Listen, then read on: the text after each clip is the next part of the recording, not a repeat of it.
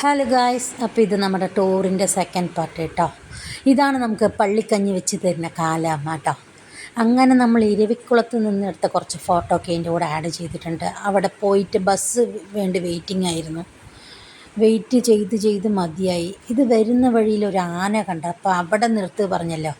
അവിടെ നിന്ന് കുറച്ച് ആനൻ്റെ കൂടെ ഫോട്ടോയൊക്കെ എടുത്ത് എല്ലാവരും അവിടെ കുറേ നേരം റെസ്റ്റൊക്കെ എടുത്ത്. അതൊരു തേയില തോട്ടമായിരുന്നു കേട്ടോ. വരുന്ന വഴിക്കാണത്. അവിടെ കുറേ ഫോട്ടോസൊക്കെ എടുത്തിട്ടുണ്ട്. അത് ലാസ്റ്റ് ഇതിലൂടെ ആഡ് ചെയ്തിട്ടുണ്ട്. അങ്ങനെ നമ്മൾ ഇരവിക്കുളം പാർക്കിൽ പോയിട്ട് ഒരു വരയാടാണ് കണ്ടത് ആകെപ്പാട്.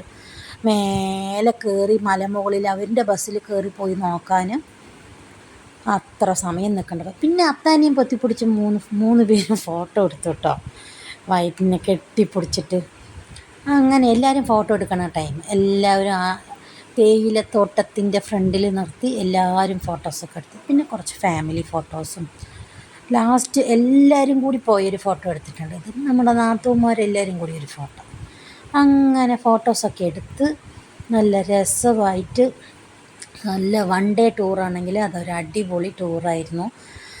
ഓർക്കുമ്പോൾ ഇനി ഒരു ടൂറ് പോകാൻ ഞങ്ങൾ പ്ലാൻ ഇടാൻ പോവുകയാണ് ഇൻഷാ അള്ളാ. ഇനി ഈ മാസം അല്ല, സ്കൂൾ പൂട്ടുമ്പോൾ ഇൻഷാ അള്ളാ പോകണം. അപ്പോൾ അടുത്ത വീഡിയോയിൽ അതുപോലെ ഇടാം കേട്ടോ. ഞാൻ നമ്മളെ കണ്ട വരയാടിന് ഇനി ഇതിൻ്റെ കൂടെ വെക്കേണ്ടതെന്ന് വെച്ചാൽ ഒരു വരയാടിൻ്റെ ഫോട്ടോ വെച്ചിട്ടുണ്ട് കേട്ടോ ഗൈസ്. നല്ല സീനറി മോളിൽ നിന്ന് എടുത്തതാണ് കേട്ടോ. നല്ല അടിപൊളി. അവൻ്റെ ബസ്സിൽ പോകുമ്പോൾ കാണുന്നതാണ്, പക്ഷെ നിന്ന് വെയിറ്റ് ചെയ്യുമ്പോൾ നമുക്ക് മതിയാവും കേട്ടോ. പിന്നെ ഇത് വരുന്ന വഴിക്കെടുത്ത വീഡിയോ ആണ്. നല്ല അടിപൊളി തേയിലത്തോട്ടം. ശരി, ഒരു ഷൂട്ട് പോലെയൊക്കെ എടുക്കാമെന്ന് വിചാരിച്ചു.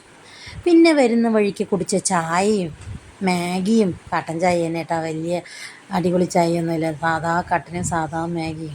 കുറേ അവർക്ക് അങ്ങനെ പൈസ ഉണ്ടാക്കി കൊടുത്തിട്ടോ. മാഗിയും കട്ടനും വാങ്ങി.